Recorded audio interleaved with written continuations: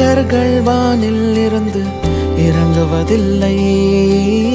மனிதன் தான் தீமை செய்து அரக்கனாகிறான்.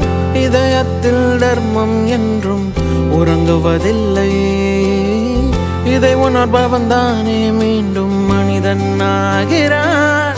இங்கு எதை தேடி வந்தோம் என்று, எதுவாக ஆனோம் என்று அறியாதவன் மிருகமாகிறான்.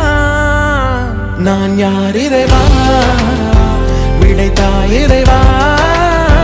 நான் யார் இறைவா, பதில் சொல்ல